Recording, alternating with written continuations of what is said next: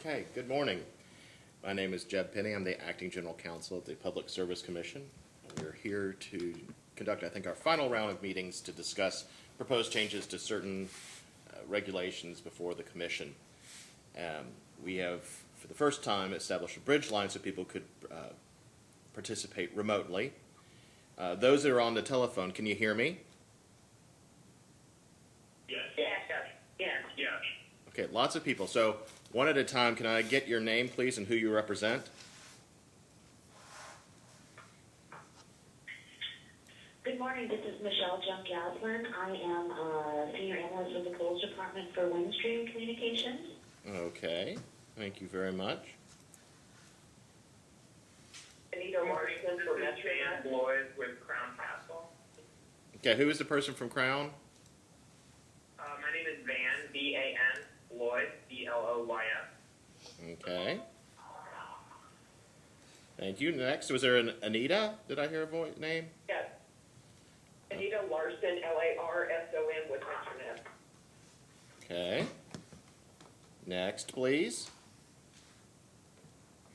This is Jill Valenstein with Charter Communications, and I also have with me Danielle Duplessis from Charter Communications. Okay. Thank you. Next, please. And good morning, it's Mike Chwanek with Charter Communications, C-H-O-W-A-N-I-E-C. Good morning. Okay. Is there anybody else online? Good morning. This is Mary Cromer with Appalachian Citizens Law Center. Good morning, Mary. David Canuck is on from Comcast. That's K-O-N-U-C-H. Okay. I heard somebody either come on or come off. So if you've not announced yourself, please do so. Hannah Wigger, also with Charter Communications. Okay.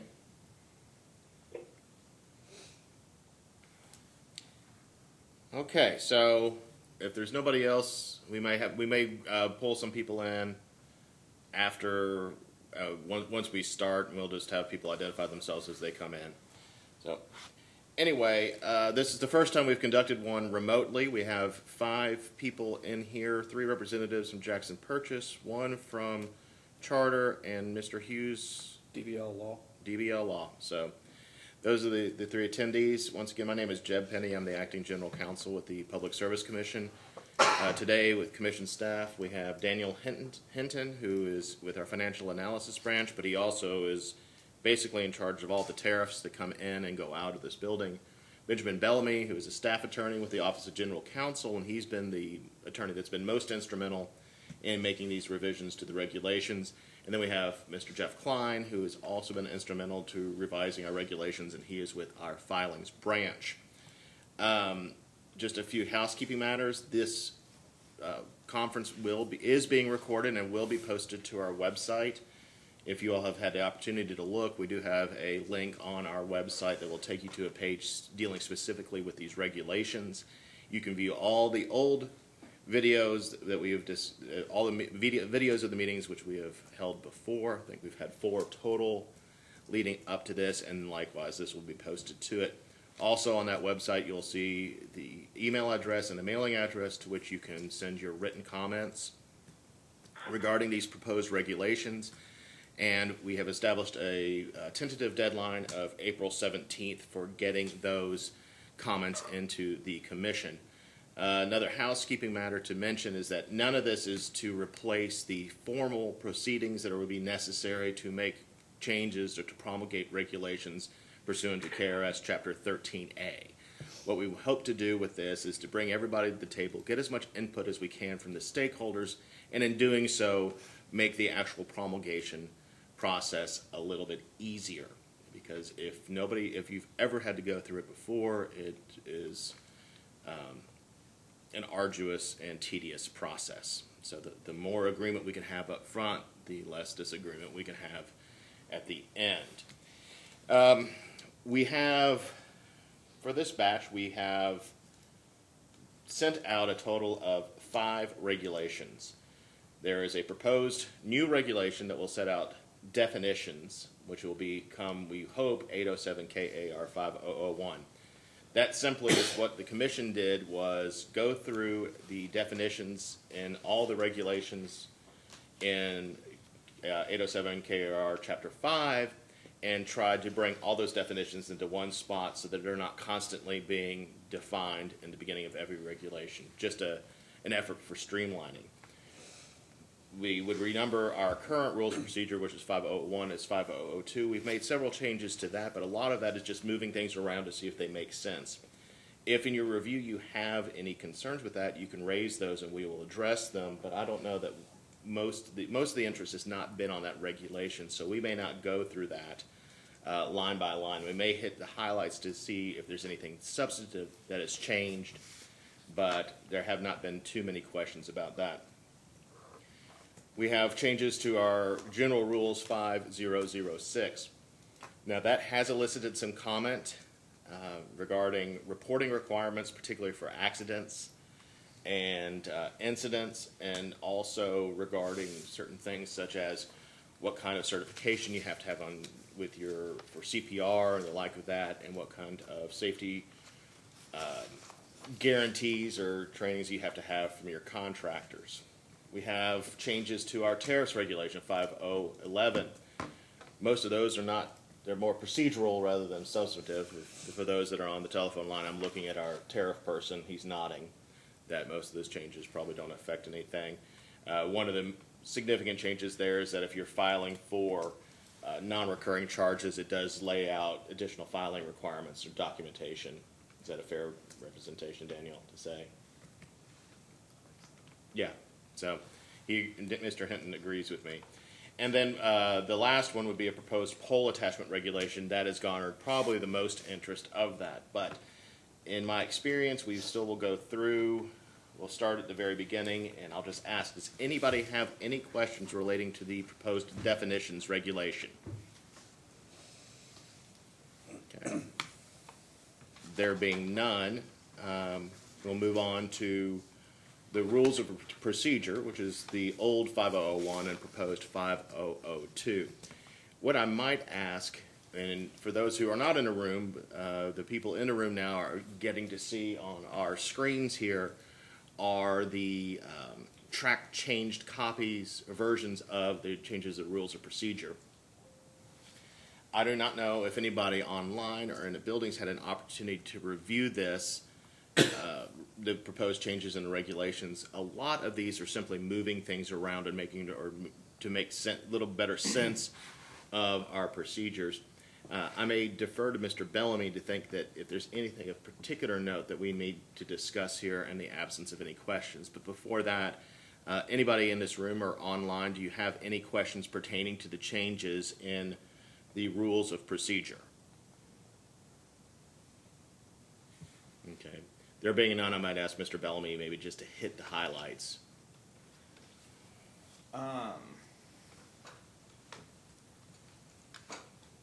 So, I mean, the bulk, like Jeb said, the bulk of these. Can you all hear me on the phone, by the way? I'm kind of far away from the phone. Yeah. I'm not necessarily sure that there are highlights because there were kind of so many changes, but it's a lot of things are just being moved around. I mean, the primary idea is we had certain filing requirements for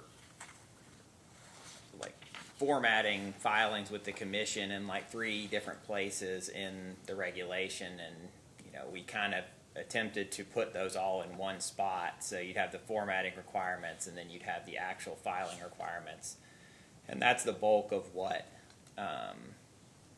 this the changes to 001.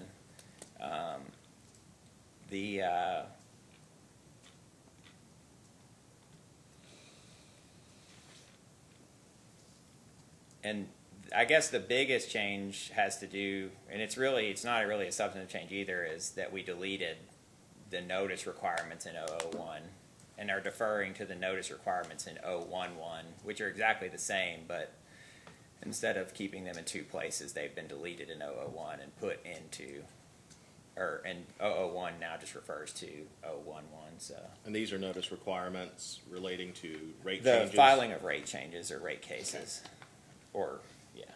So we have not done away with the notice requirements, they're just contained in a different regulation, so don't get too excited about that. And I can, we did go through on the first day, which is on the video online. I kind of went through line by line every single change. But I'm not sure to the extent that people want me to do that here. I mean, does anyone want me to go through? I don't. So I guess barring that, because I don't know that there's any definitive changes. There's lots of little changes which amount to quite a bit, but the idea was basically to streamline it without materially changing the subject. In most cases, there are some changes throughout, but if anyone is interested, the video is online from the first day when I went through line by line, but I don't think I'll bore everyone with that if no one's interested in it. Okay, anybody online have any particular questions about the changes to the rules of procedure? Okay, so, and you all speak up at any time where you want me to slow down or go back over something, or you have any difficulty hearing anything. So let's move on to the changes to 506. Just in my, I'll hit some of the highlights before we get into any particular questions, but one of the changes relates to, I think it's section 14, it'd be renumbered, or section 13 renumbered as 14, where we increased the, if you look at sub 2 from, where it used to state each water, sewer, electric, or gas utility having annual operating revenues of less than $250,000 does not have to make a representative available basically 24/7. And we increased that operating revenues threshold to $500,000. That shouldn't affect anybody in this room and shouldn't affect many of the utilities out there, but probably some of the smaller sewer utilities it may impact. And then we didn't make any changes to customer relations in terms of they did not, partial payment plans, termination procedures, or anything like that. And I don't know if anybody would have any questions relating to proposed changes to that, but we thought that those were sufficient customer protection guidelines. We made some changes to meter testing standards. Does Jackson Purchase have any questions about that? And it's, I think, section 16 or 17. I believe we're using a contractor today, one that, Okay. that you've already approved for. All right, so. then that would be, Those changes are basically to incorporate that order from last year Yes. into the reg Okay. effectively. That's the intent of them. So hopefully that's what was done. okay. And then, now one of the reasons why we did include the pole attachment regulation in this discussion period is because we did delete that portion from this regulation, but I'm getting ahead of myself. One of the areas that has caused some discussion points is the changes to section 25, which would be renumbered section 23 regarding safety programs. And in particular, sub 3, which requires, that adds a requirement that all certifications for CPR, along with safety instruction, must be kept on file and current. And there were some questions regarding that. How, who has to be certified for CPR? Does everybody who works for a utility have to be certified? I don't think that was the intent, but something you may want to address in your written comments when you file it with the commission. I just want to point out some of the topics of conversations that we've had before. Like I said, this is our 5th meeting, and I don't want to put words in anybody's mouth, so please let me know if you have concerns about these things. I know Ms. Call this is her 2nd time here. I'm sorry. I guess the first thing that jumps out at me in this section is that second sentence there in the main paragraph. Each utility shall also ensure that each third-party contractor that performs utility-related services for it adopt and execute an appropriate safety program. Yeah, So what's the definition of utility-related? that's a good question. And that's why we're having these meetings. I think that it would be, anything related to the production or distribution. For you, it would be probably just a distribution of electricity. So, Because that could go back to the meter testing contractor, they are, you know, they're working on our utility system, would that be, you know, we're using Luthen. right, So, you know, if they get shocked conducting a test, would that be you know, something that, it goes back to that, what does that utility-related definition mean? So that's something I guess we need to get hammered out, what that right, means. and I think that's what's something that, you know, Okay. you raise the issue in your written comments. I guess another example, maybe you have a third-party contractor that does all the work on your vehicles. Do they, you know, is that necessarily utility-related? Well, I mean, it is working on your utility, but it could be that if you're one of the co-ops, if you start stringing fiber, Mhm.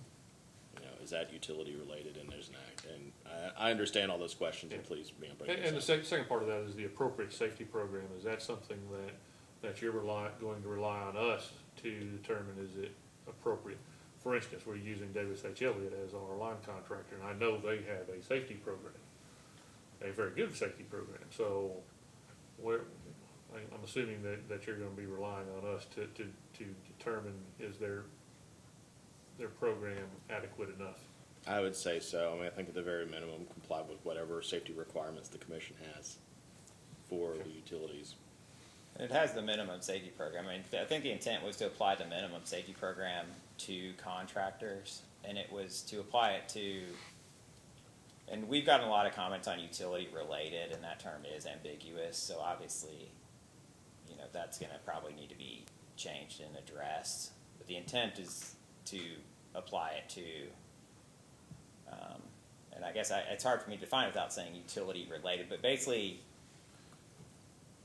contract linemen and, you know, that type of work, and potentially contract meter testing, you know, if there's people coming and taking meters off houses and things like that, and whether or not inspections would want that to apply if you were taking the meters off and then mailing them off for testing, you know, at some third-party facility, I don't know, but, you know, the intent is, you know, something that would have traditionally been done by utility workers as opposed to employees of the utility working in an office is who that was intended to, you know, apply to, because there's such a proliferation of contractors that, you know, if there's no safety, I guess inspections, I think issues, if there's no safety requirement for those contractors, then in a lot of cases there is no safety requirement at all, because contractors are doing so much work. But I think, to your point, like utility related does need to be, you know, narrowed to just include that scope of employee, and the best way to do that may be to actually define utility related services above or something to that effect. But as far as like the appropriate safety program, and maybe it just needs to be explicit, you know, a safety program that at minimum meets the requirements of, and break that at minimum safety program shall include these things. Right below that, you know, you can include that in a separate section and then say a safety program that at minimum meets these requirements. You know, with the idea that, you know, you would contract with a third-party contractor and require them in the contract to have a safety program that at minimum meets these requirements. You know, and if you find out that they're breaching the contract, you know, have something to enforce it or require that they actually, you know, abide by the contract you have with them. Yeah, does that make a little more, at least partially answer your question? It doesn't. Yeah, Okay. I think we would file comments on that. Oh, yeah. We certainly invite comments because, you know, what we've done for the past year and a half, it seems like longer, but gather in a room for a few hours every week and go line by line over all of our regulations. And so, you know, we may have addressed this, we may have discussed this internally a year ago. And so what seemed good then may not be as good now, especially once we start discussing it with everybody. So anyway, that's, I do also, and I'll go to the next area, but stop me if there's anything else that seems particularly. Well, are you gonna jump to number 3 in that? Number 3. Under 25, it says instruct employees who in the course of their work So are we, when we talk about that, are we now looking back at our internal employees? That was a question. I mean, that, some of that language is original. Okay. The first sentence is instruct employees who, in the course of their work, are subject to the hazard of electrical shock association or drowning and accepted methods of artificial respiration. That was already there. Right, but as to me, as it ties into that second sentence, which is new, all certifications associated with safety instruction must be kept on file current. So are we also talking that with this, are we now going to have to keep up the certifications of all of our contractors that work with us, that work for us? I'm going to look at Ben because we've had that question before. Yeah, I mean, this section obviously needs to be some work to clarify some of those issues. Okay. So I think the minimum safety up above, like you have the two sentences above there, and I think perhaps those could be broken out into like subsections, and then have the minimum safety as a third subsection that those two are referring to. But as far as the clarification employees as to whether or not you're going to be maintaining the records for the contractor or expecting the contractor to maintain the records. I think That starts getting. I think into that's something we gray need area to, there. that we would probably need to talk to inspections. But I do think whether it is one or the other, that language does need to be clarified to specifically spell that out so that you have some, so that it's clear, what you're required to do. So I think that we can definitely add that language as to whether or not, you should put in the contract that the contractor maintain a safety program that meets these requirements and maintain records, or that we should, expect you all to have in the contract that they should have a program that meets these requirements and that you all would maintain the records. I think that might be something that you would want to comment on, and we can kind of address and respond to and perhaps change that, but after kind of discussions with, our inspectors. But I do take your point that it does need to be clarified down there. And, a decision probably needs to be, specifically spelled out as to whether you're going to be maintaining the records or they are. But yeah, the intent is kind of that you would have something in the contract requiring them to maintain a safety program that meets those requirements, and, it wasn't exactly spelled out whether you would be maintaining the records of it. Or another option, I guess, would be that they would maintain them and be able to provide them to you upon request to provide to the commission, which could be done by contract also. Yeah, which we would ask them to do that today. Okay. All right. Did we address your concerns for this section? Okay. All right. So then what I would do is I'd invite you all to move on to section 27, which would be renumbered 25. And some changes there that have caused some discussion, particularly in regard to the proposed 25A. If you notice, we changed accidents to incidents because not everything is an accident, but an incident that relates to either property damage or loss of service, or especially if that incident results in what it originally said, death or shock or burn requiring medical treatment at a hospital or similar medical facility. And that we're proposing to change to death or injury requiring medical treatment and eliminating shock or burn. So that has led to the questions, particularly from the electric utilities. Two questions. One, if it expands the scope of injury, what exactly would be an injury in the course of utility work? Would it be somebody twists an ankle getting out of a truck, they have to go to an urgent treatment center or an ER if it's on the weekend? Or would it be something along the lines they're working up in the lines, or and they come in contact with an energized line? Or somebody gets, I always like to use, someone gets stung by a bee and they have anaphylactic, or anaphylactic shock, and they have to go to the ER or something to get treatment. So there are really two questions. One, what is a hospital or similar medical facility? If an injury occurs on the weekend and there's no urgent treatment center, on a weekday may not require a visit to the hospital, but on a weekend it might, because similar facilities are not open. And the second thing is really just the scope of injury. So I'd invite you to address that in your all's written comments, because particularly for the electric utilities, it just caused some questions. And like I said, there are many things we've heard a lot of different hypotheticals of what probably may not have been reported before, and whether or not this really vastly expands the type of incident that would have to be reported. My personal take on it would be if it's in the course of, something related directly to utility work. You're up in a bucket truck, you're not following procedures, you're not properly harnessed, you get injured, you're clearing lines, you get hit by a branch, you come in contact with the energized line, some sort of injury relating to that. Not you wrench your neck or twist your ankle getting out of the truck. But that's just mine. We welcome your comments on that. Do you have any questions on this? No, any questions? I have a lot of comments, but I don't. Well, you can air your grievances right now and in writing.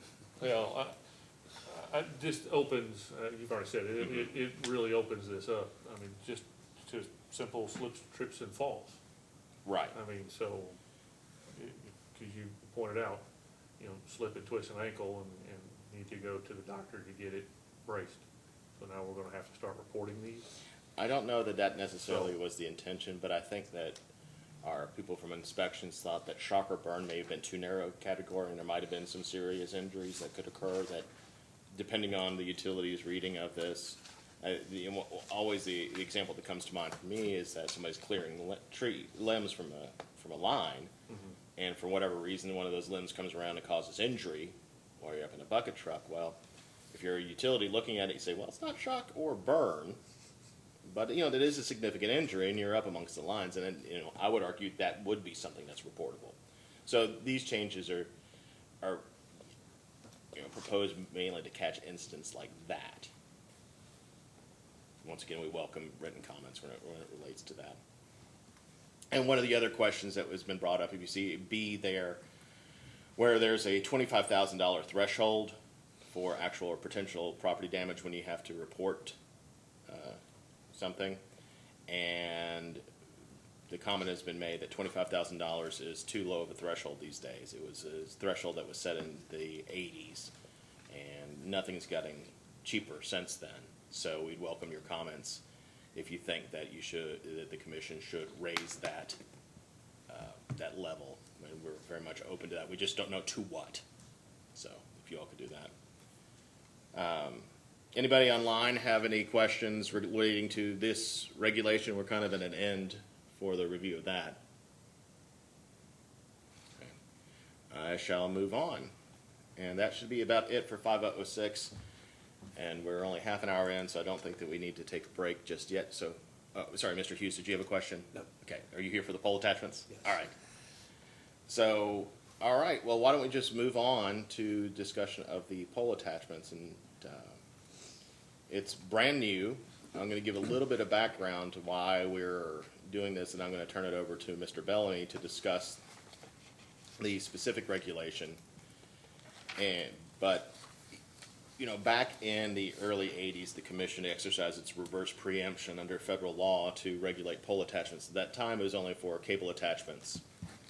And since then, over time, by either commission order or by opinion letter and the like of that, the commission's jurisdiction has expanded to include pole attachments, not just for cable attachments, but also for other types of usage, particularly probably broadband is going to be one of the major ones, stringing fiber, the like of that. Also, the FCC has changed their definition of what could qualify for pole attachments from cable, and they've expanded it a lot more, to be much broader. And we're also seeing the issue of the macro cells that could be attached to poles. So with all those things kind of coming to a forefront, we've had, I've been here for 20 years, and I've received probably more questions about pole attachments over the last 2 years, just phone calls about this. And all I can say is the commission doesn't really have any written rules about it. Well, this is our attempt to do so.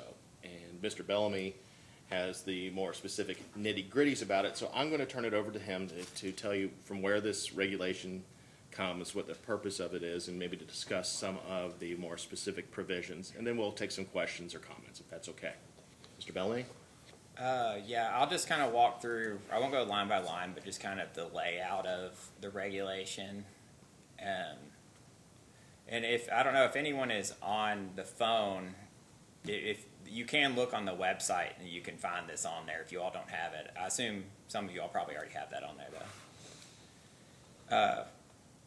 But, so basically, obviously the beginning, this is based on the federal regulation. So,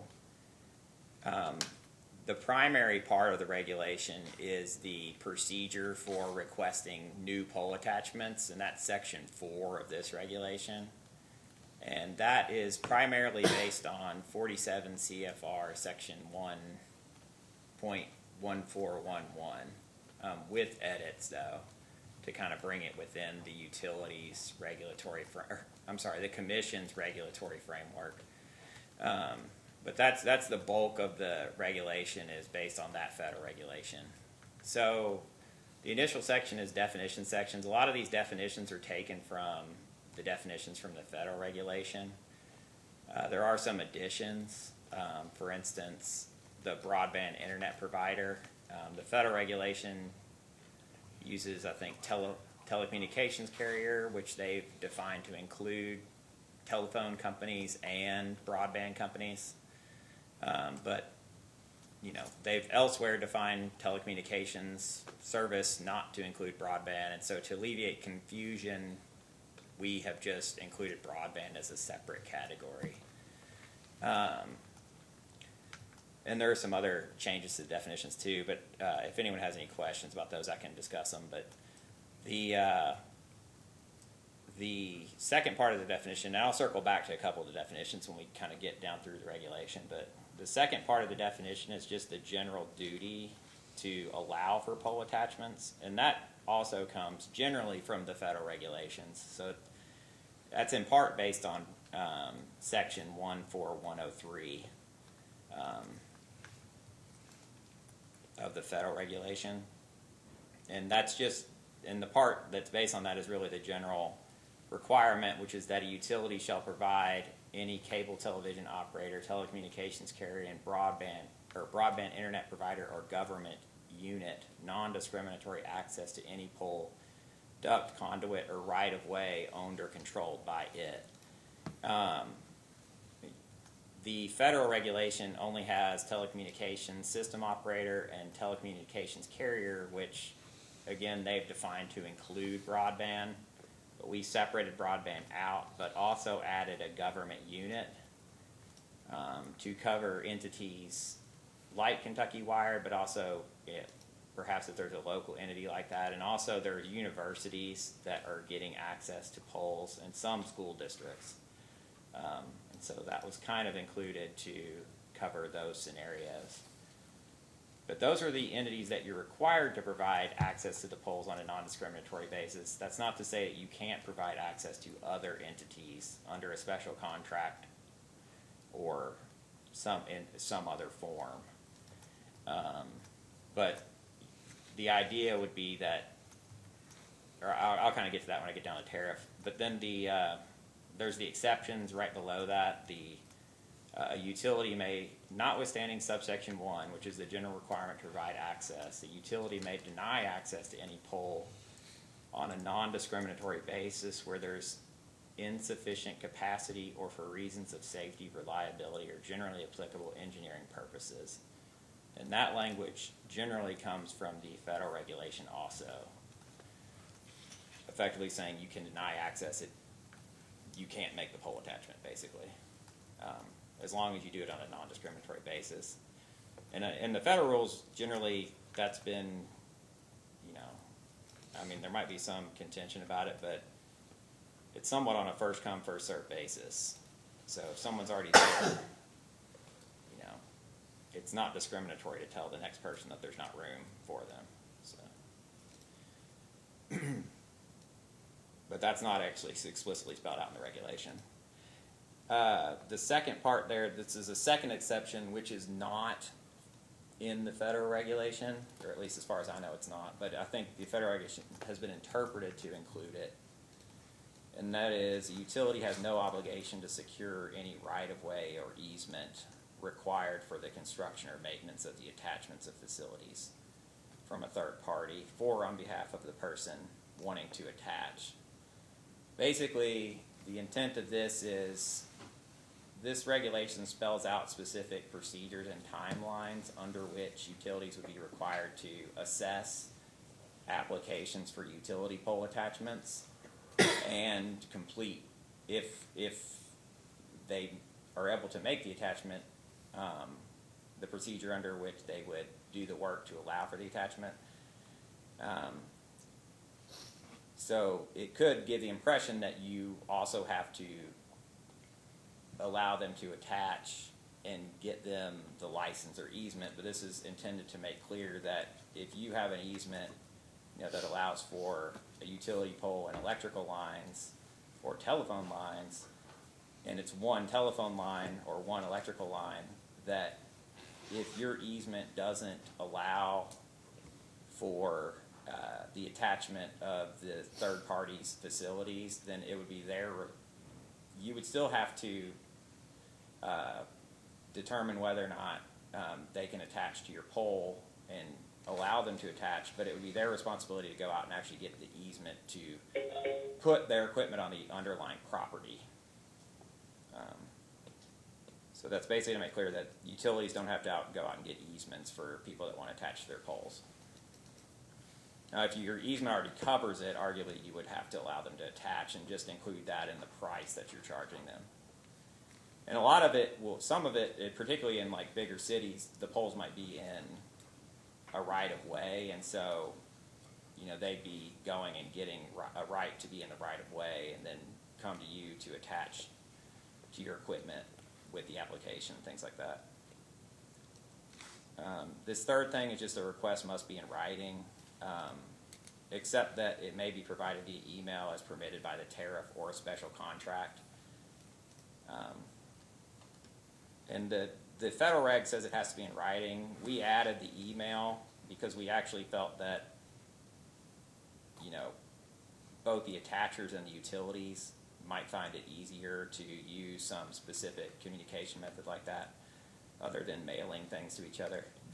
And there was some comment from one of the, I think, Duke, about potentially including language in there that would allow for, they have a specific portal on their website that contractors go to and use, and so kind of including something like that too.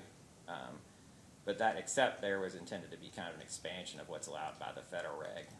Although the federal reg, we were just concerned that writing might be interpreted really narrowly to only include actually something physically written and mailed.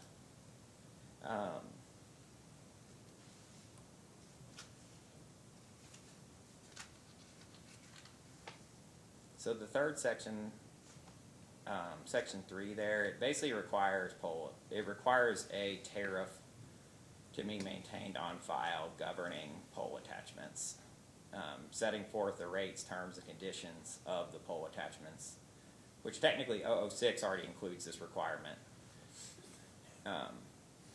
though it specifically only refers to cable TV attachers.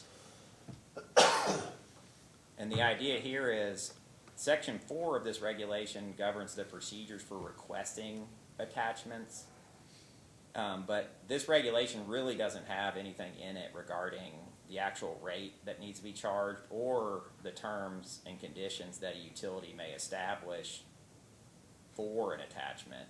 And the idea is that every utility is going to be somewhat different, and that through their tariff filing would establish those terms and conditions, and the commission would review them for reasonableness when the tariff is filed, so that each utility, based on their specific attributes, would have potentially different conditions, though I would imagine a lot would have very similar conditions. But it would have to be consistent with this regulation, so then it brings in the Section 4, which is the procedures, which is kind of where a lot of the issues generally arise. Most attachers haven't had an issue with paying the cost the utility incurs with the attachment. It's where the dispute has generally arisen, I think, both in Kentucky and in just generally and with respect to the federal regulation, is how quickly you're going to process the attachments and things like that. So that's why Section 4 is specifically spelling out that process, so that that's defined, whereas the other terms and conditions can kind of be set on a case-by-case basis by the utility. Generally, I know that currently a lot of attachments are governed by license agreements and special contracts, and the federal regulation contemplates that utilities would have license agreements and special contracts too, basically more broadly setting out all the terms and conditions of the attachment. And the federal regulation has timelines kind of similar to Section 4, but allows for the deviations from those timelines to the extent that the parties can't reach an agreement on the licensing agreement. And that's a lot of times where a lot of delays might come in, because people might be going back and forth and not being able to reach an agreement, so therefore the timelines aren't triggered. So the idea here is you would have your terms and conditions in the tariff, but it allows for, if you look at Section 3, just scroll up just a tad. Okay, so subsection 2 there. The tariff may incorporate a standard contract or a license for attachments, so long as the terms and conditions are consistent with the requirements of this administrative regulation in KRS Chapter 278. So the idea would be that the standard license agreement that you have would be incorporated as part of the tariff, and you would put the terms and conditions that you would normally include in that license in the kind of form license agreement included as part of the tariff, and then when an attacher wants to attach, if they want to use the tariff rate, then they would sign the standard license agreement that's incorporated as part of the tariff, so that it would take out that period of back and forth of negotiating. And if someone wants different procedures, you know, they could attempt to negotiate a special contract with the utility, but in that case they wouldn't have satisfied the condition of the signing the license agreement, and therefore the expedited procedures wouldn't apply. Though the issue with the special contract would be is technically you would still have to provide non-discriminatory, so if you have a special contract, potentially if you had a similarly situated entity, you might end up having to provide them the same kind of terms. And then the third one there was kind of, and this 1 and 2 are kind of taken from the Vermont regulation, which the federal regulation was back in 2011 was in part based on that. At least that's my understanding. So it's Vermont Administrative Code 1818:3.703. I don't know how they do that, so I might have completely said that wrong, but I'm sure you can find it. But they included the thing about the special contract, which is to take care of the issue of, you know, spending a long time going back and forth on a license agreement. But then this third section kind of comes from them too, and that's a lot of times the current special contracts oftentimes will include a limitation on liability, indemnification, and insurance requirements. Similar to commercial leases, such that to the extent that the attacher causes the utility to incur some sort of liability that or damages the utility's property, that the utility would have a mechanism to be made whole, and that the attacher would bear that cost through indemnification, and the insurance would be there to actually provide reimbursement in the event that the attacher is insolvent. And this is obviously things that may be included, so it would be up to the utility to actually include those things in their tariff. So is there a mechanism in place? Because in our experience, there's a lot of pole owners that their tariffs either don't exist or they haven't been updated in 50 years. So there's really nowhere for us to look for kind of their base pole attachment agreement or license agreement. So potentially attachers will be forced to negotiate, which then delays the triggering of those deadlines. So I guess, is there a remedy that can be considered? So under the federal regs, they have that regime that they refer to as sign and sue, where they sign what is perceived as a reasonable pole attachment agreement / license agreement, and then they're allowed to immediately seek some remedy from, in that case, the FCC, but in this case, the PSC. No, there's no, so the idea here would be that the pole attachment, or the license agreement would, either one, that the terms and conditions would be spelled out in the tariff, and you would have a provision in the tariff that said you will have a license agreement, or the license agreement will contain these terms, or two, that you would actually physically attach a copy of the license agreement to the tariff, so that, you know, you'd have the tariff and have the normal terms and conditions, and say you, as a condition, you'd have to sign the license agreement, you know, and then with the, you know, an example which is attached or with the terms, you know, set forth below, so that the terms are kind of set forth in the tariff. And if you would then want, and the commission would be required to review any tariff. So when those are filed, then the idea would be that the tariff at that point would be reviewed for reasonableness. And if attachers had an issue with, you know, the terms and conditions, then they could either file comments or attempt to intervene in, you know, the case, and basically try to get the tariff changed at that point. But once the tariff would be on file, then that would be, if you wanted to use the tariff rate, you would basically be required to sign the contract that is, or subject to the terms that are in there. But then if, for whatever reason, if, you know, someone, and this regulation doesn't have an implementation, and that's something that we need to put in, and I've kind of, you know, we've discussed like kind of the best way to do that, because, you know, if there's existing contracts in there, do we need to put something that says, you know, this, you know, you have to file a tariff, you know, within 1 year, within 6 months, consistent with this reg, because we wouldn't obviously want to do it day one, because then we would have however many coming in, and it'd be really hard to review them all, but, Yeah, that's where my question yeah, really went to, that period until such time as the tariffs did include the license agreement, because my guess is right now the large majority of tariffs don't include. yeah, they don't. So no, I mean, as far as, this wouldn't address the past, obviously, this would be just addressing the future once this becomes effective, obviously. So, and Mr. Hughes, your question, you know, when would the tariffs get, that would be something that we'd have to address here. In the past, for regulations, it would include a date by which certain things would have to be filed, or the commission could open up an administrative case like it did in the case of net metering tariffs and issue an order saying you must file your tariffs by X date. Yeah, so the question becomes, what do we do now? And is there a temporary mechanism in There's place, or could we consider that? Obviously, through comments, maybe.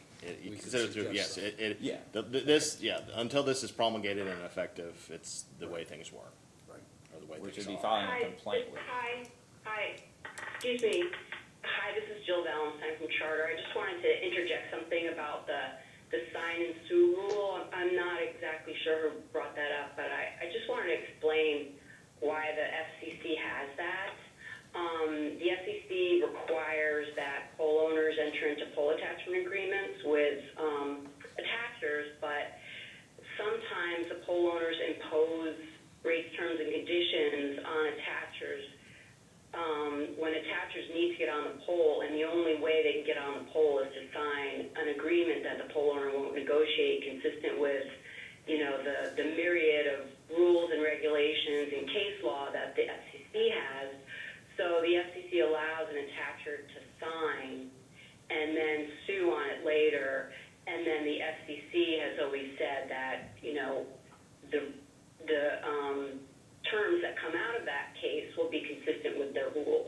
So that's kind of how it works. So that's what creates good faith negotiations, because everybody knows how a case like that would come out, but they still have that rule, because sometimes pole owners do impose rates, terms, and conditions that vary from the rules, include, especially for new entrants that don't have that much, that really need to get on the polls soon. So I just wanted to clarify that. Thank you. Yeah, and I mean, obviously, we've said this before, like that we kind of did this as a starting point. So, we use the FCC reg initially as a basis so that we actually had something to talk about, as opposed to just people throwing out ideas and no one really having a starting point from which to work from. So, Yeah. Yeah, this is a good if starting anyone has point. any comments, feel free to, make those comments. And the implementation period is something that we intentionally, we could have included, and we were kind of, I guess, seeking input on, the best way to handle implementation, because everyone's not going to be able to update them at once, potentially, although I guess if we did a large administrative case. But then the other issue, too, is the existing contracts, once the new tariff is filed, does the, would they, would the existing contracts, file under the tariff once those current terms of those contracts expire, or, that kind of issue. So this is Mike from Charter. I was going to actually just make some general comments, but I didn't know if you wanted me to hold until you kind of work your way through the regulations. No, go ahead, fire away. Yeah. So first of all, just to echo my colleague Jill's comments, we thought that you guys starting with the FCC rules was a good place to start, right? So that was just observation number one, and we appreciate you guys creating this opportunity for informal input, because to the extent Jill and I in particular have worked through these issues recently or on an ongoing basis in states like Maine and New York and Ohio, those commissions, they've basically done a combination of what you guys are doing, but they started with a process that's, I think, largely similar to yours, right, which is putting something on the table and creating a straw man, right, for folks to react to, and then trying to create a collaborative process, right, where you try and reach as much consensus as you can, or at least do a good enough job of identifying the issues, right, that are outstanding, and then, ultimately you guys are going to have to make decisions on things. That's your role, obviously. But I think the way you guys have framed this is helpful. I think the starting point is good. I think we're really interested in putting in comments, next month to kind of begin the conversation.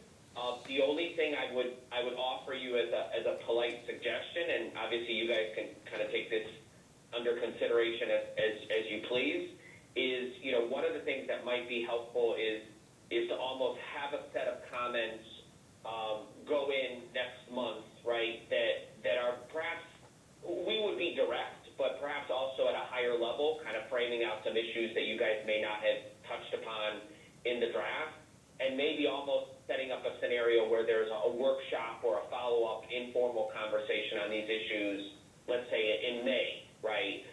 So that the comments frame the conversation and drive the discussion and help you manage it, but that you also create an opportunity for some more informal feedback and discussion with you after the comments are filed. So I just wanted to, first of all, thank you guys for this opportunity. This has been really helpful, and then also just frame that out as a process suggestion.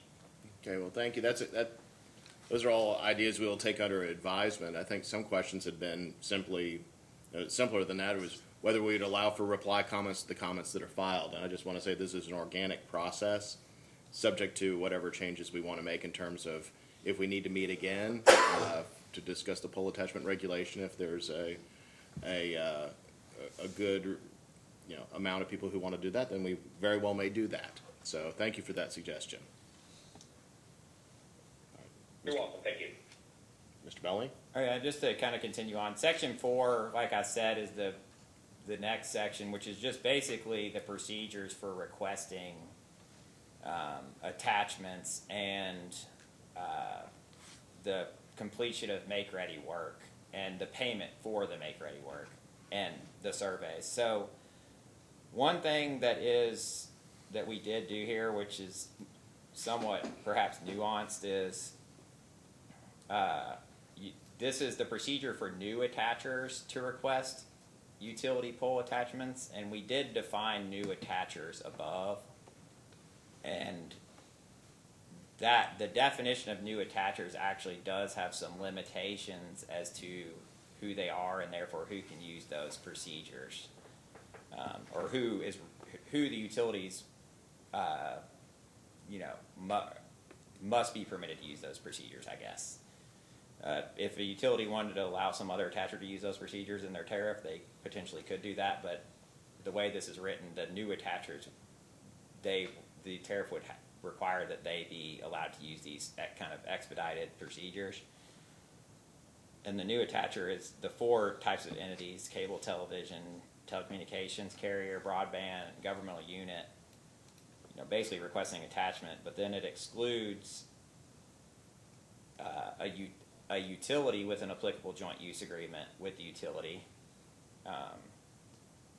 and then a person seeking to attach a macro cell facility, which the joint use agreement was intended because if you have a joint use agreement, the idea would be that you're somewhat sharing resources and therefore would potentially have a different mechanism for attaching and using those resources. Whereas the macro cell,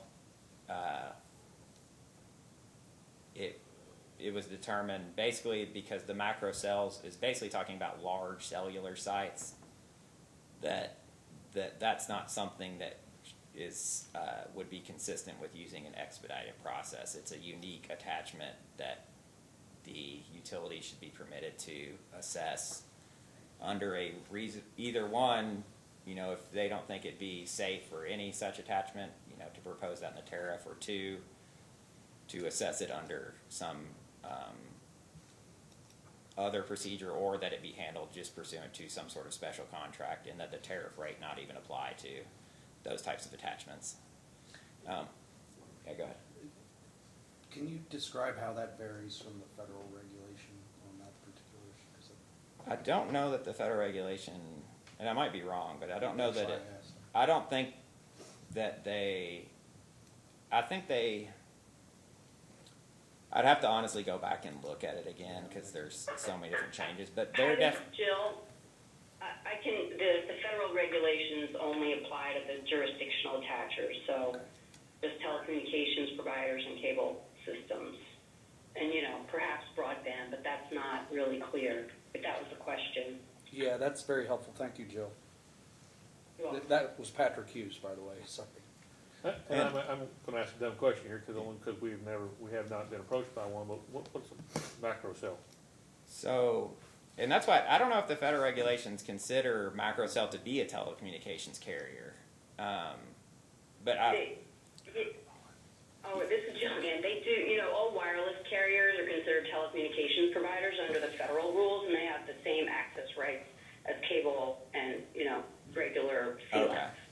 That's what I thought. I just thought you were saying that I thought they weren't, that they were not So, yeah, so the macro cell would be like, it is defined above, I and saw it. perhaps, My apologies. no, it's fine, but yeah, basically it's the large cell tower, the antennas that you would typically see on a large cell tower. And some utilities actually do allow people to attach those to transmission poles. So that would be distinguished, though, from the microcell facilities, which they're not excluded from the new attacher. Those are, there's small antennas that are designed to, enhance, I guess, the new 5G rollout for wireless carriers. You can see those more densely populated areas. But that would probably have to have access to a different part of the pole for those. Top, Yeah. and then a power line, then it has to have a power source as well. And so what you'll see is an antenna on top of an electric pole, and then line going down to and there's a meter box at the bottom that you all would have. I mean, I think they have seen it in more, like I said, urban areas or suburban areas where they need to cover gaps in coverage and like that. Currently, but kind of the reason the FCC is pushing states to kind of redo their pole attachment regs, and the reason the FCC has redone theirs is that in anticipation of using the 5G, which the 5G will, and I'm no expert, but apparently use small cells. You know, they have to put them every few hundred yards or something. And so effectively they'll be required to attach those to something, you know. They attach them to various things. But I think one of the main things they have attached them to is utility poles. But that's something that in a contract or a tariff we address about qualified personnel working in and above power spaces and things of that nature. Yeah, so, and there is, I mean, it may be that microcell need to be, if you look down here at section 4, and I was just trying to distinguish those, so technically right now section 4 would apply to, like the expedited procedures would, microcell attachers would be able to use the expedited procedures, but the expedited procedures do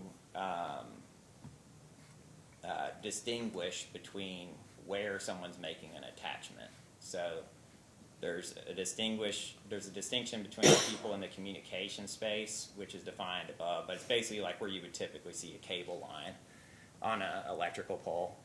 And then there's a distinction between attachments above the communication space, which would be going into the electrical space. And then there's also a distinction between simple versus complex, whereas complex will be any attachment above the communication space will automatically be complex, but an attachment below the communication space can be complex too if it's likely to result in the damage to facilities or the loss of service, either I think from the utility or even one of the other attachers. So basically, if there's a lot of work that needs to be done, then it's going to be complex, even if it's below the communication space. But if it's above the communication space, it's going to be complex no matter what. And that has to do with whether or not you can. In the proposed regulations, there's two forms of expedited attachments. There's the one which is kind of the old form from the old FCC regulation, which is it establishes timelines. You get an application in and you have to review the application within a certain amount of time and determine whether or not the utility can basically approve or disapprove of the attachments for one of the reasons, safety, reliability. So you would get it in, do the work, like the survey work, which is effectively, looking at the pole and seeing if it can actually be done, what they're requesting. And then you'd have to get back with them within a certain amount of time and tell them, no, this can't be done because of X, Y, or Z. And you have to spell out why. Or two, yes, it can be done, in which case you would then send them a bill and say, here's what it's going to cost. And they then have, basically in this reg, they have 14 days to pay it. If they pay it within 14 days, then you have to move on and actually do the work to get the pole ready for their attachment. You can, with the payment, it's kind of different that after 14 days, you're entitled, you send the estimate. If you, say you get the application in, you send the estimate, or you get the application in, you review it, it's approved, you send the estimate for the work. You have to leave it open for 14 days. And if they pay it within 14 days, then that triggers the deadline to complete the work within the timeline to get the pole ready for their attachment. If they don't pay it within 14 days, you can leave that offer open. And if they pay it any time while the offer or while the estimate's open, then you would have the timeline would still apply to complete the work upon their payment within a certain amount of time. If they, but after 14 days, you can actually withdraw an estimate. And if you withdraw it, then they would have to, if they want to get the attachment, basically start all over. And I should say, I'm saying this is what the regulation does, but I should give the caveat that in some ways this is the kind of the intent behind it. So whether or not that's what language actually says, I would rely on the language itself, but only because things can be interpreted in specific ways, and in some ways, like if things are interpreted in ways that we didn't expect, you know, obviously I can't guarantee that that won't happen. We're hoping that that would be caught with any comments or anything like that. But that's the one procedure. So they send you the thing, they send you the application, you review it, determine whether or not they can attach. If you determine they can, they pay the cost.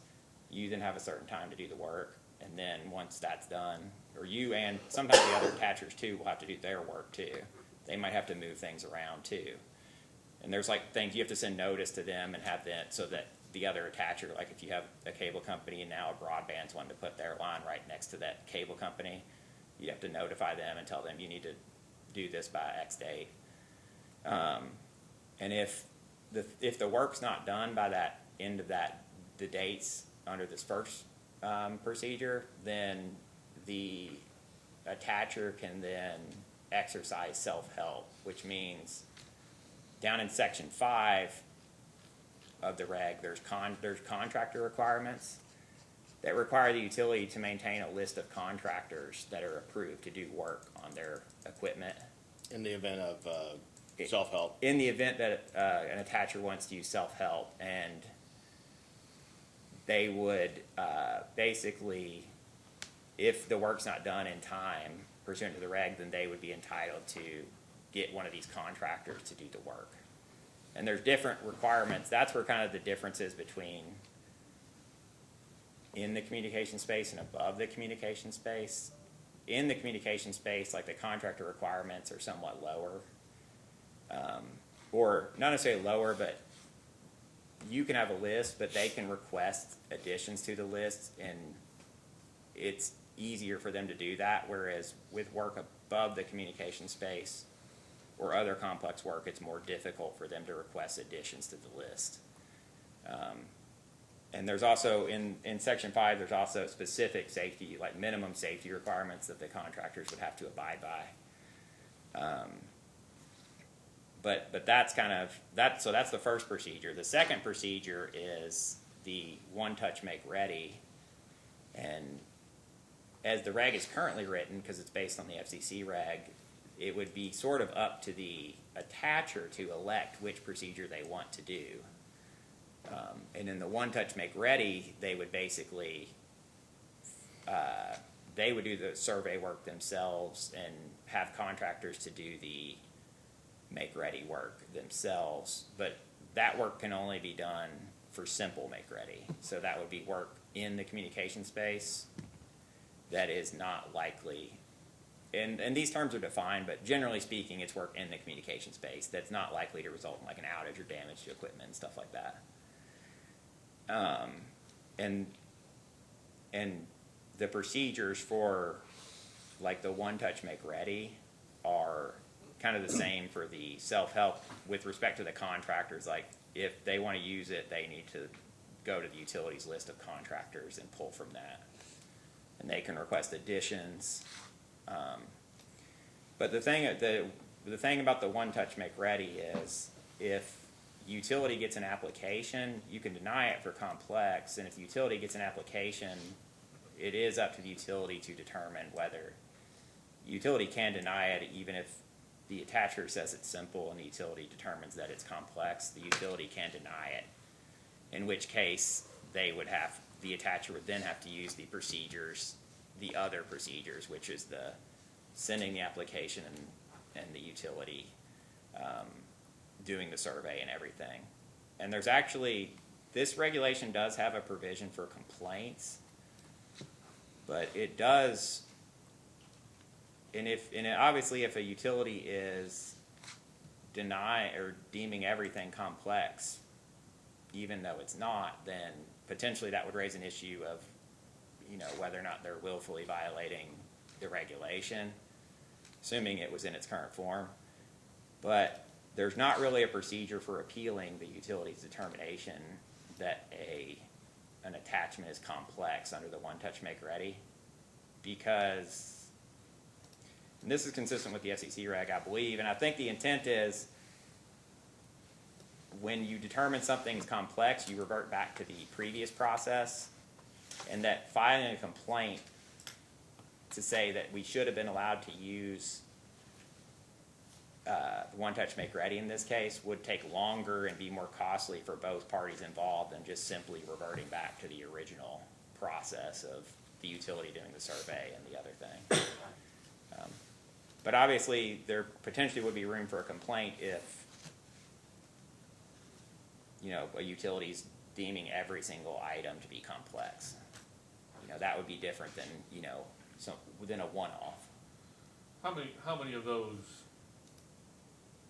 locations, I guess, in a project, let's say somebody wants to put in, to connect to a string of poles, but as we look at that, we decide 2 out of those 10, we need to have a pole replaced. At what point does it become or move from that simple, you know, the simple make ready to the complex because we have to change poles out, we have to make room for the attacher?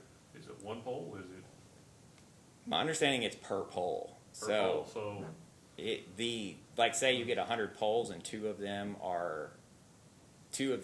you determine to be complex because maybe there's like rot in the pole and you're going to need to replace it anyway. yes. Then you would basically grant it for the 98 that are not, and then And there would be no really application process for that. It's the only application for those other 2. yeah, then the other 2 would then revert back to the original application process. And obviously, if they're stringing it line by line, they're not going to be able to put it through there until those 2 poles are done. Right. But it's basically on a pole by pole basis, as currently written. At least I believe that's how it would be interpreted. And so yeah. And there is the FCC regulation. So there is some automatic tiering. So the timelines are set, and I won't go through all the timelines, but if you're talking about the first procedure, not the One Touch Make Ready, like the timelines are, I apologize, I'm looking for it. Okay, and subsection 4 of section 4. Or, I'm sorry, the timelines are kind of throughout, so.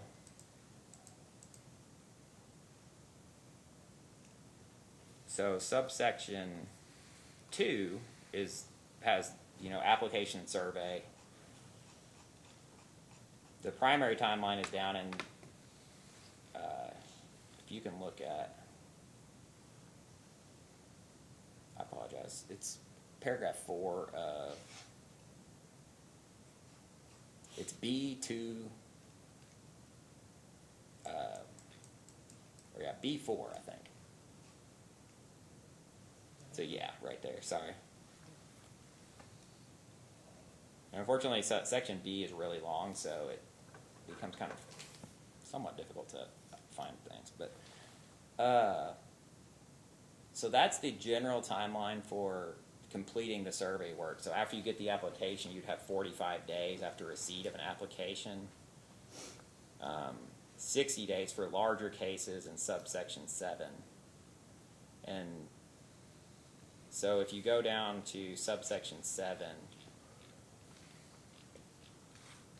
and this is kind of where the tiering takes place. So distinguishing between larger utilities and smaller, and these numbers are all based on the FCC regulations. So, when we're talking about this being a starting point, at one of the previous meetings we kind of encouraged both attachers and utilities, since we kind of have both parties with an interest to, have been at these meetings, to kind of make suggestions and perhaps arguments, and hopefully meeting in the middle of how many can a utility do, what's a reasonable amount for a utility to do, and how much does an attacher really need in a given period.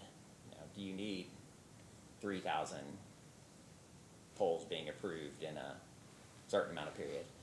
But the tiering is, so the smaller, the 45 days was it was the lesser of 300 polls or 0.5% of the utilities polls in the state.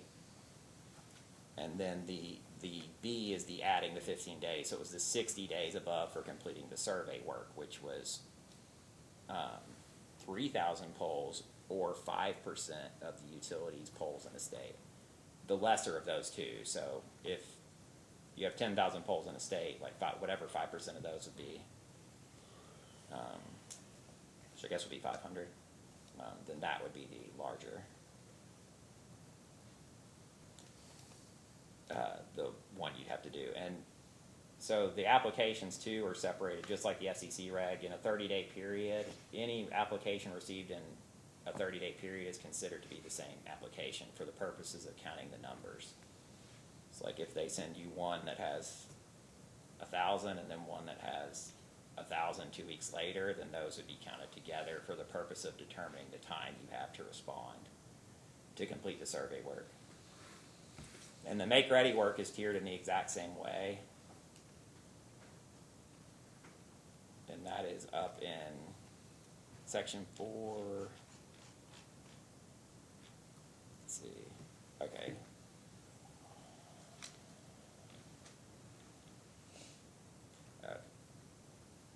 So it's actually B right below that.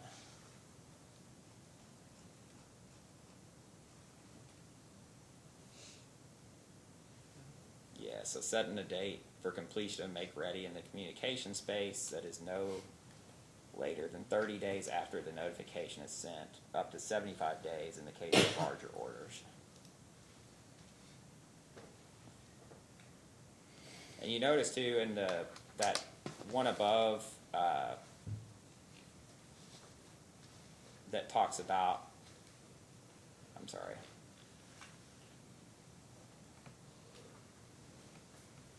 And you have so you have attachments above the communication space there, or that's attachments in communication space. So the make ready and attachments communication. Then that's the timeline for attachments above the communication space. So 90 days, or 135 days for larger orders.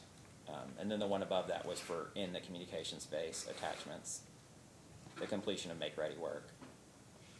But also, if it's under the way it's currently written, it had the breakdown of if it's bigger than 3,000 or 5% of the utilities' total poles in the state, then there is no specific timeline, and it's something that just has to be set by agreement between the parties. But of course, if they do one for under the current way it's currently written, if you had like 100,000 poles and they did 3,000 requests in, which I don't even know that anyone has that many, but I'm just saying by way of example, if it's, 3,000 polls on one day and then 31 days later, 3,000 polls, and those would be two separate ones that would be addressed under the large order timeline.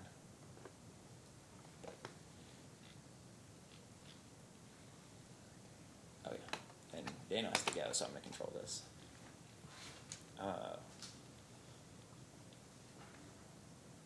I don't know if anyone had any other specific questions. I kind of laid out the general.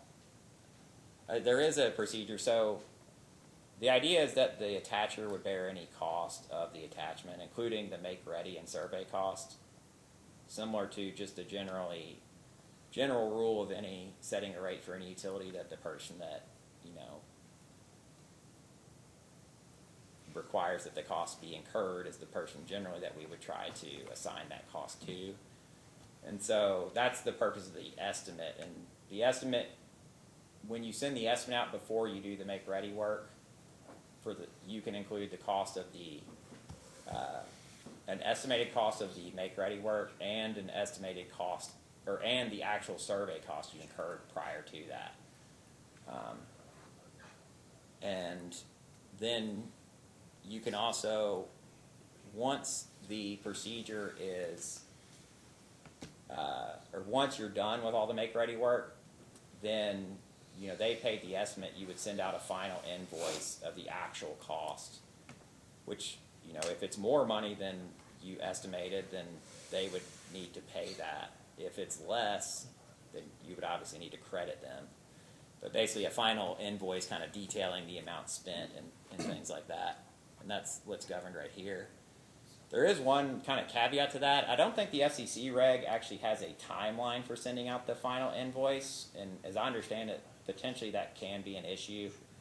If utilities wait a really long time to send the invoice, then it might be hard for the attacher to assess whether or not that was an appropriate invoice or not. And we did include this in here that says within a reasonable period after utility completes its make ready, the utility shall provide the new attacher the invoice. So we added that reasonableness, but that's not, specifically defined. Yeah, and this is Jill, and you're absolutely right. There is no time frame for that final detailed invoice under the FCC regs, and it does become a problem. Sometimes we get an invoice like a year later, and it's hard to know what it applies to and how to, budget backwards for it. So that's helpful. I will say the only issue is when we submit the regs, we have to submit them to the Legislative Research Commission, and they'll review them and make the legislature can review them, and it's kind of like a non-binding yes or no vote on them, but generally don't want them to vote no, and oftentimes the LRC staff will recommend that they vote no if we include an undefined standard in the regulation, such as a reasonable period. So unfortunately, I'm not 100% sure that will pass LRC, but I personally thought that was the best way to do it. But there might be a specific date. The problem with the specific date is if you say like 90 days after make ready, like what if they go and need to just do one little tweak like 60 days later and they're still within I don't know. But that is just a caveat. LRC may request that we change that reasonable period language. So this is Mike from Charter, and we're getting a little bit ahead of ourselves, so I don't want to get bogged down in this, but your comment on the legislative review process, and you raised this in the context of this specific issue.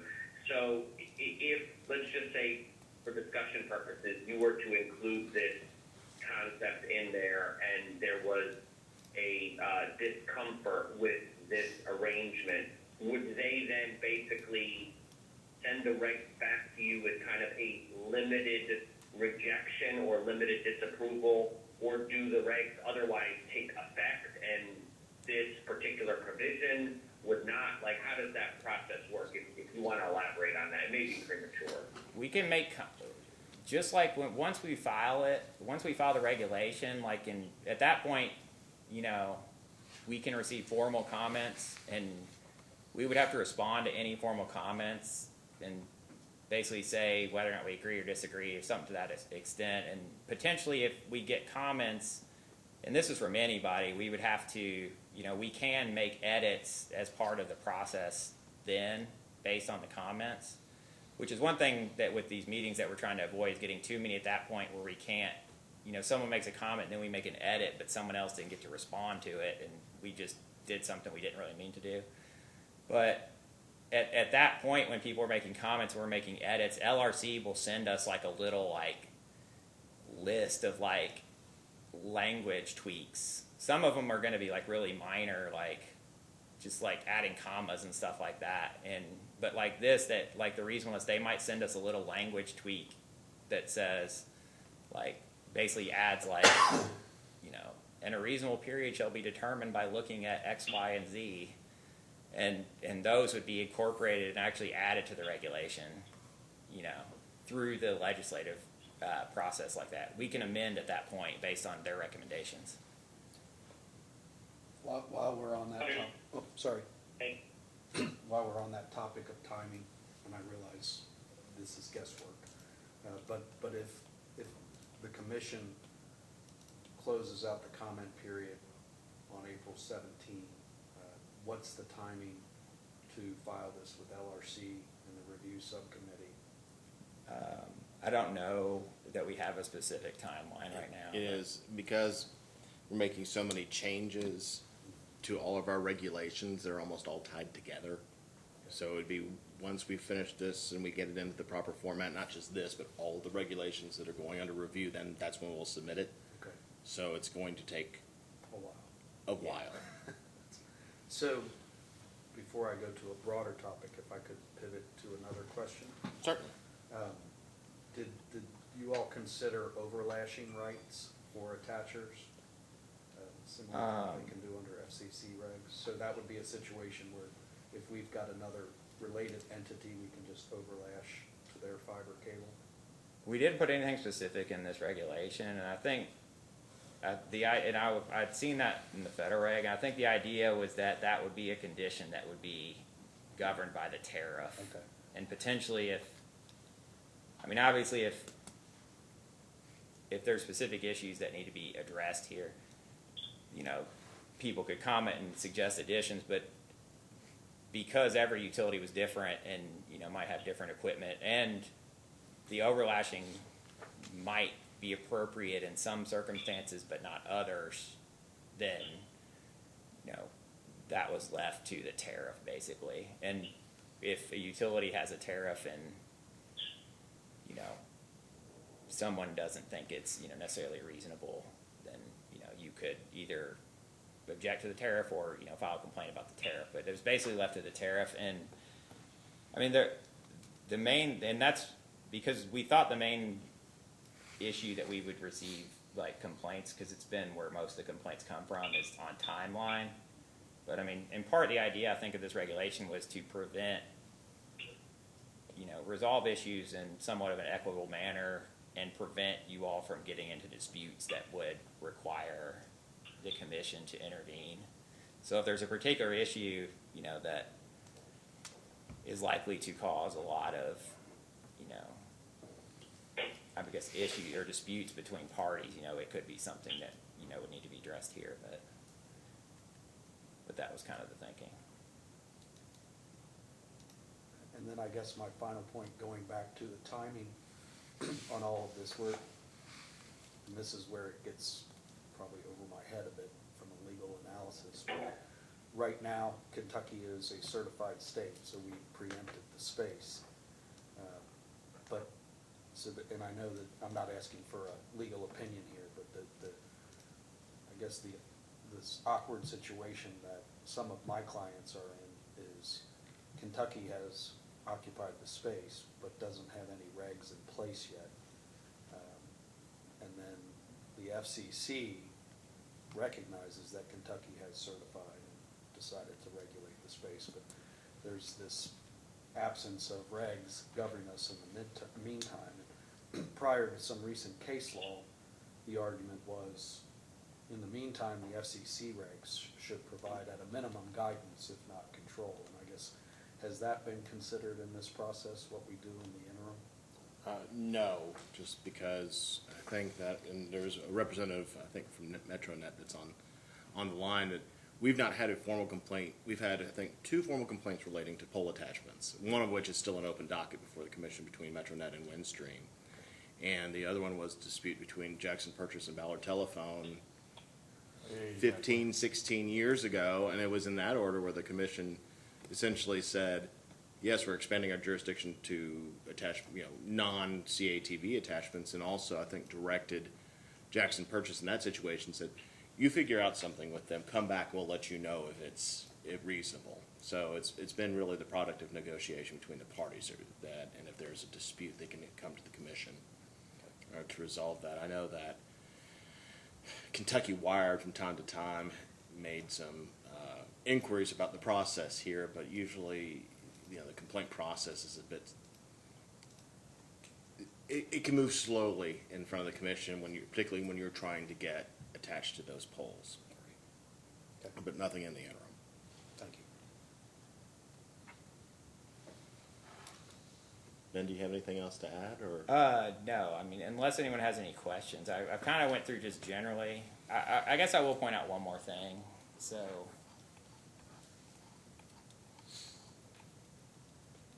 this regulation doesn't have most of our regulations have a general deviation provision that allows effectively deviations for good cause. This regulation does not have a deviation for good cause language. So, with the idea that we didn't want a bunch of people trying to get deviations from the timelines, because we want a general timeline to apply. So, let's see.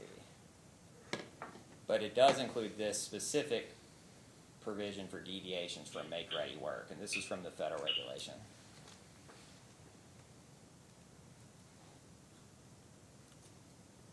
And that's it, subsection 8 for the people on the phone, sorry. Section 8, section 4, subsection 8.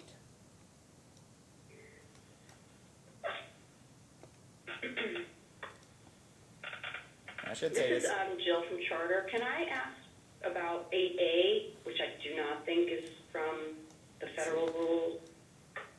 Yes. I'm just want to understand the purpose of that, 8A, and where that might have come from. Okay, yeah, let me see.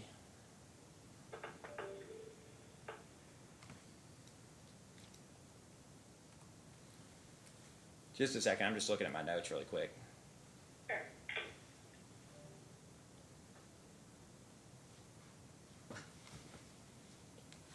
Okay, so this comes from in the federal regulations.